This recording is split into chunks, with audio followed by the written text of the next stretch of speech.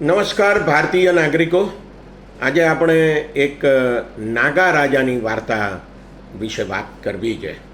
ભારતના જૈન સાહિત્યમાં આ વાર્તા લીલાવતી કાહા નામના એક સંસ્કૃત પુસ્તકમાં લખવામાં આવી છે કે જે પુસ્તક 1095માં જિનેશ્વર સુરી મહારાજ દ્વારા લખવામાં આવ્યું હતું. પછીથી ઈસવીસન 1285માં જીનરત્ન સુરી મહારાજ દ્વારા એ સંસ્કૃત પુસ્તકનું પ્રાકૃત સ્વરૂપ આપવામાં આવ્યું અને એ પુસ્તકનું સંપાદન ભારતના અને ગુજરાતના અત્યંત જાણીતા જૈન વિદ્વાન ડૉક્ટર હરિવલ્લભ ભાયાણી દ્વારા કરવામાં આવેલું છે અને એ પુસ્તક અમદાવાદની એલડી ઇન્સ્ટિટ્યૂટ ઓફ ઇન્ડોલોજી દ્વારા પ્રકાશિત કરવામાં આવ્યું છે. આ વાર્તા એ પુસ્તકના જે શ્લોક છે 139થી 195 એમાં આ વાર્તા લખવામાં આવેલી છે. નવેમ્બર 1983માં આ પુસ્તક પ્રકાશિત કરવામાં આવ્યું હતું. તો ચાલો આપણે આ વાર્તા જોઈએ. ધન નામનો એક વેપારી છે, અત્યંત લુચ્ચો છે, ઉસ્તાદ છે, બીજાઓને છેતરે છે. એ શ્રાવસ્તી નામના નગરમાં આવે છે. આ લુચ્ચો વેપારી રાજાને મળે છે અને રાજાને એમ કહે છે કે હું તમારા માટે એક અદ્ભુત વસ્ત્ર સીવી આપું. રાજા નવા નવા વસ્ત્રો પહેરવાનો અત્યંત શોખીન હોય છે. એટલે એ આ વેપારીને કહે છે કે તું મને ચોક્કસ આ તારું અદ્ભુત વસ્ત્ર સીવી આપ.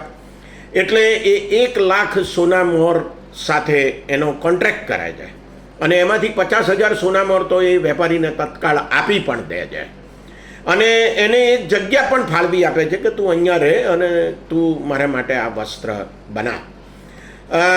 આ પ્રક્રિયા શરૂ થાય છે અને થોડાક સમય પછી રાજાના સામંત કે જેને રાજાએ જ કહ્યું છે કે તું જરા જોઈને આવ કે આ વસ્ત્ર બનાવવામાં શું પ્રગતિ થઈ છે. એ વિગ્રહરાજ એ ધનને મળવા આવે છે અને ધન સાથે વાત કરે છે કે મારે આ વસ્ત્ર બનાવવામાં શું પ્રગતિ થઈ છે તે મારે જોવી છે. એટલે ધન એ એક શરત મૂકે છે વિગ્રહરાજ ઉપર કે જુઓ આ વસ્ત્ર એવું છે કે જો કોઈને દેખાય નહીં, જેને પણ દેખાય ને એ એને જ દેખાય કે જે એની માતાનું ગેરકાનૂની સંતાન હોય. એટલે વિગ્રહરાજ ચોંકી જાય છે પણ એ એની શરત માની લે છે. ખરેખર કોઈ વસ્ત્ર બનાવ્યું જ નથી. એ તો આમ તેમ કર્યા કરે છે અને કહે છે કે જુઓ આ રહ્યું વસ્ત્ર અને આ વસ્ત્રમાં આ ડિઝાઇન છે, આ રંગો છે, હાથી દોર્યા છે, મોર દોર્યા છે વગેરે વગેરે. પણ ખરેખર કશું છે જ નહીં. પણ વિગ્રહરાજ કશું બોલતો નથી કારણ કે એમ કહે તો એની માતા ગેરકાનૂની સંબંધો રાખતી હતી એવું સાબિત થઈ જાય. એટલે એ કશું બોલતો નથી. ત્યાંથી નીકળી જાય છે, રાજા પાસે આવે છે. રાજા પાસે આવીને પણ એ ઢોંગ કરે છે કે ના ના, બહુ સરસ મજાનું વસ્ત્ર બની રહ્યું છે રાજા, આપને બહુ જ શોભ છે. થોડા સમય પછી બીજા એક દરબારીને મોકલે છે રાજા, પછી બીજા એક દરબારીને મોકલે છે. એમ થોડાક દરબારીઓને પણ આ વસ્ત્ર બનાવવામાં જે કંઈ પ્રગતિ થઈ છે તે જોવાને માટે મોકલે છે રાજા. પણ બધા જ દરબારીઓ જ્યારે પાછા આવે છે ત્યારે જે વસ્ત્ર છે જ નહીં અસ્તિત્વમાં, એ વસ્ત્રના વખાણ રાજા સમક્ષ કરે છે. હવે એ સમય આવી ગયો છે કે વસ્ત્ર બરાબર તૈયાર થઈ ગયું હોય એટલે એ ધન રાજા પાસે જાય છે અને રાજા એને બાકીના 50,000 સોના મોહર આપી દે છે અને કહે છે કે મને વસ્ત્ર બતાવો. એટલે રાજા આગળ પણ આ ધન એ જ શરત મૂકે છે કે આ વસ્ત્ર એવું છે કે જે પારદર્શક છે, કોઈને દેખાય નહીં. જેને પણ એ દેખાય એ એની માતાનું ગેરકાનૂની સંતાન હોય. રાજા આ શરત માની લે છે. એટલે પેલો વેપારી છે તે કહે છે કે તમે હવે નગ્ન થઈ જાઓ કે જેથી હું તમને આ વસ્ત્ર પહેરાવું. રાજા નાગો થાય છે અને જે વસ્ત્ર છે જ નહીં એ પહેરાવવાનો એ ઢોંગ કરે છે કે આમ નાખ્યું તેમ નાખ્યું, જુઓ કેટલું સરસ છે, કેટલી સરસ મજાની ડિઝાઇન છે વગેરે વગેરે વગેરે. અને રાજા માની જાય છે કે હા વસ્ત્ર બહુ સરસ છે, મજા આવે એવું વસ્ત્ર છે અને આવું વસ્ત્ર તો મેં કદી પહેર્યું જ નથી એમ કહેવાય. એટલે રાજા પછી વિચાર કરે છે કે ચાલો હવે આપણે નગરજનોને બતાવીએ કે મેં કેટલું સરસ મજાનું વસ્ત્ર પહેર્યું છે. એટલે એ રથમાં સવાર થઈને નીકળે છે અને ઢંઢેરો પીટવામાં આવ્યો છે. એટલે નગરમાં બંને બાજુ રસ્તામાં હજારો લોકોની ભીડ જામે છે રાજાનું આ નવું વસ્ત્ર જોવાને માટે. અને રાજા નીકળે છે ત્યારે ખરેખર તો નાગો છે, પણ કોઈ બોલતું નથી, કારણ કે ઢંઢેરો પીટવામાં આવેલો હોય છે કે જેને પણ આ વસ્ત્ર દેખાઈ જાય એ અનવરસ સંતાન કહેવાય, ગેરકાયદે પેદા થયેલું સંતાન કહેવાય. એટલે કોઈ બોલતું નથી. નાગાન રાજાને જુએ છે છતાં કોઈ કહેતું નથી કે આ રાજા નાગો છે.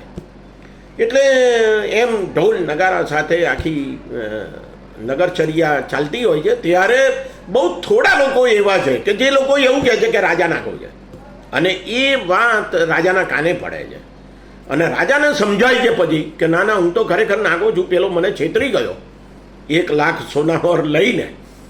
એટલે રાજા પછી આદેશ આપે છે કે પેલા વેપારીને પકડો, પણ ધન વેપારી માં ઉસ્તાદ હોય છે, એ ભાગી ગયો હોય છે, જંગલમાં જતો રહ્યો હોય છે, અને જંગલમાં પણ એ આવા કેટલાક લોકોને છેતરે છે, એક ગામમાં પણ એ લોકોને કેટલાકને છેતરે છે, અને પછી ગ્રામજનો એની પાછળ પડે છે, એને પકડે છે, એને મારે છે અને પછી મારી નાખે છે, અને વાર્તા ત્યાં પૂરી થાય છે.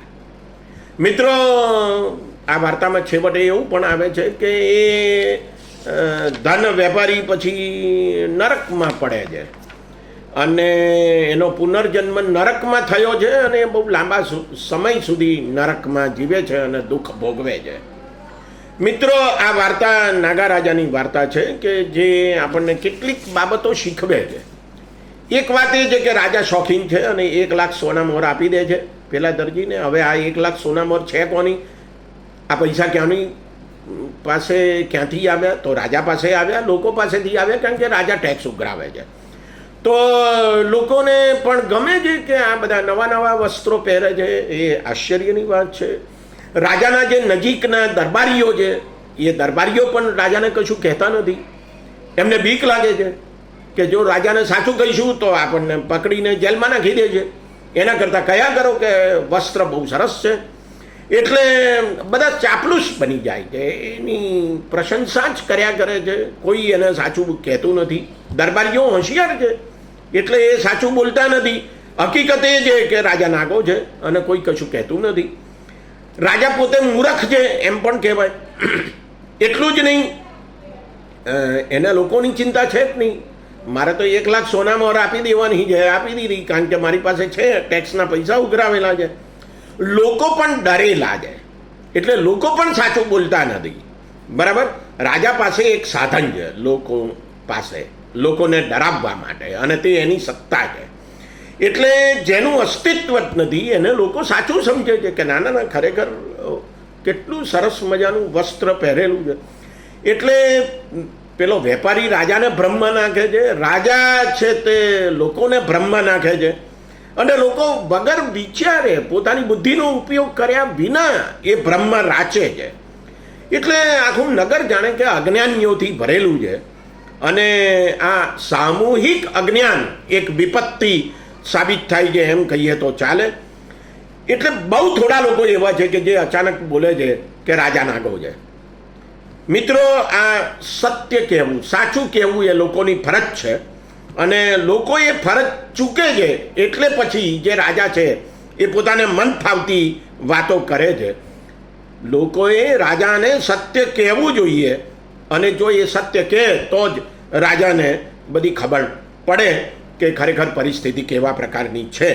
આ સામૂહિક ભ્રમ લોકોમાં ઊભો થાય છે એનું કારણ છે તે ખોટી માન્યતા છે, અને એ માન્યતા એવી છે કે રાજા આગળ તો કશું બોલાય નહીં. અંગ્રેજીમાં કહેવત છે ને, king can do no wrong. રાજા કશું ખોટું કરી શકે જ નહીં. આવી જે કહેવત છે એ કહેવત માં લોકો રાચે છે. એટલે તકલીફ એ થાય છે કે રાજા છેતરાય છે, લોકો પણ છેતરાય છે, કારણ કે રાજા છે તે લોકોને છેતરે છે, અને છેવટે રાજાની ફજેતી થાય છે. તો મિત્રો, આ વાર્તા કેટલી મજાની છે. લગભગ 1000 વર્ષ પહેલાં લખાયેલી વાર્તા એ આપણને ઘણા બોધપાઠ આપે છે. નમસ્કાર.